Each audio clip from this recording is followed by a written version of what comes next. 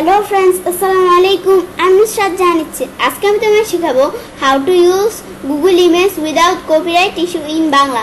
অর্থাৎ কিভাবে আমরা কপিরাইট ইস্যু ছাড়া Google Image ইউজ করতে পারি। তার জন্য আমরা কাজটা করি। তো কাজটা করার জন্য আমরা মিনিমাইজ করলাম। বেশ মিনিমাইজ করার পর আমরা Google Chrome ব্রাউজারটা ওপেন করি। বেশ করার পর আমরা এখান থেকে সার্চ দিই। ধর কি লিখে সার্চ দিই? টি-শার্ট। আমরা টি-শার্ট লিখে সার্চ দিলাম।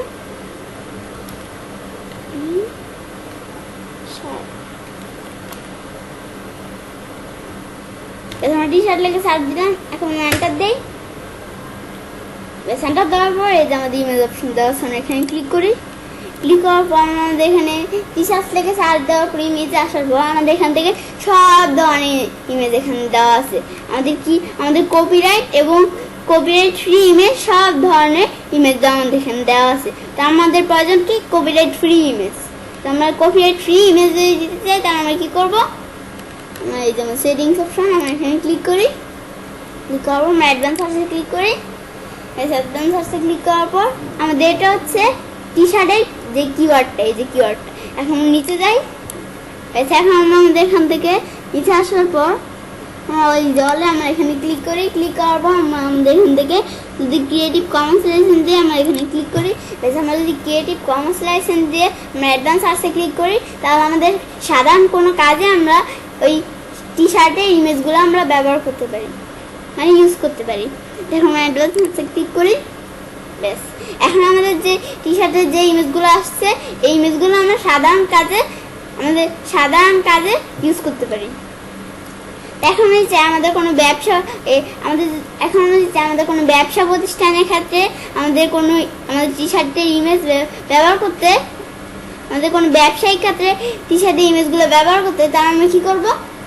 এই যে আবার আমরা সেটিংসে ক্লিক করি। বেশ ক্লিক করার পর এই যে আমরা অ্যাডভান্স সার্চ আমরা এখানে ক্লিক করি। ক্লিক করার পর আমরা নিচে আসার পর আমরা এই যে অলে ক্লিক করি। ইউজ রাইট আমরা এখানে ক্লিক করলাম। ক্লিক করার পর এখন যদি কমার্শিয়াল অ্যান্ড আদার লাইসেন্সে ক্লিক করে আমরা এখানে ক্লিক করলাম। এখন যদি কমার্শিয়াল অ্যান্ড আদার লাইসেন্সে ক্লিক করে অ্যাডভান্স সার্চে ক্লিক করি তাহলে আমাদের ব্যবসায়িক ক্ষেত্রে আমাদের টি-শার্টের যে ইমেজগুলো আছে ওই ইমেজগুলো আমরা এখান থেকে ব্যবহার করতে পারবো। দেখো আমরা এখান থেকে অ্যাডভান্স সার্চে ক্লিক করি। এখন আমাদের টি-শার্টের যে ইমেজগুলো আসছে এই ইমেজগুলো আমাদের কোনো ব্যবসায়িক ক্ষেত্রে আমরা চাইলে ইউজ করতে পারবো। আমাদের ব্যবসায়িক ক্ষেত্রে কি আমাদের ইউটিউবের ভিডিওর কোনো থাম্বনেলের ক্ষেত্রে বা আমাদের কোনো ওয়েবসাইটের ক্ষেত্রে আমরা চাইলে এই ইমেজগুলো ব্যবহার করতে পারবো। এই যে ইমেজগুলো আমরা চাইলে ব্যবহার করতে পারবো। এখন আমি চাই আমাদের কোনো ইমেজ ডাউনলোড করতে, এখান থেকে যদি আমি চাই কোনো ইমেজ ডাউনলোড করতে তাহলে আমরা কী করবো? আমার এখান থেকে কোন ইমেজটা পছন্দ হলো? তো আমার টি-শার্টে এই যে ইমেজটা পছন্দ হলো, বা এই যেটা আমাদের এই ইমেজটা পছন্দ হলো, তা এখন আমরা ডাউনলোড করতে চাইলে কী করবো? মাস্টার বাটনে ক্লিক করি। ক্লিক করার পর এই যেমন যেখানে লেখা আছে সেভ ইমেজেস আমরা এখানে ক্লিক করি। সেভ ইমেজে ক্লিক করার পর আমাদের এখান থেকে এই ইমেজটা কোথায় ডাউনলোড হবে? এই যে আমাদের ডেস্কটপ মেনু ফোল্ডারে। তো আমরা চাইলে ডকুমেন্ট দেখাই দিতে পারো, ডাউনলোড দেখাই দিতে পারো। তখন ডকুমেন্ট যদি দেখাই দিই, এখন এখান থেকে একটা নাম দিই ইমেজটার। আমরা কী নাম দিই? তো আমরা এখান থেকে একটা নাম দিই, কী নাম দিই? বেবি। দেখো আমরা এখান থেকে একটা নাম দিই। এখন আমি সেভে ক্লিক করি তাহলে আমাদের বেবি নামে ডকুমেন্টসে, এই যে ডিসপ্লে ডকুমেন্টসে আমাদের বেবি নামে এই ইমেজটা আমাদের এখান থেকে সেভ হয়ে যাবে। আমরা সেভে ক্লিক করি। এই যে আমাদের এখান থেকে সেভ হয়ে গেল। আমাদের এটা সেভ হয়েছে আমরা কীভাবে বুঝতে পারবো? এই যে এখন আমরা শোয়ালে ক্লিক করি। এই যে শোয়ালে ক্লিক করলাম। ক্লিক করার পর এই যে আমাদের যে ইমেজটা আমরা ডাউনলোড করেছি, এই যে ইমেজটা ডাউনলোড করেছি।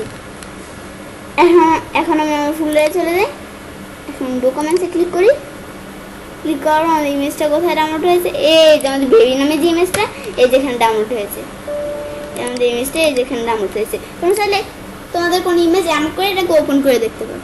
এবার আমরা খুব সহজে কপিরাইট ইস্যু ছাড়া গুগল ইমেজ ডাউনলোড করতে পারি। ফ্রেন্ডস, আমার আজকে এই ভিডিওটি তোমাদের ভালো লেগে থাকে তো আমার চ্যানেলটি সাবস্ক্রাইব, লাইক, কমেন্ট এবং সবার সাথে শেয়ার করবে।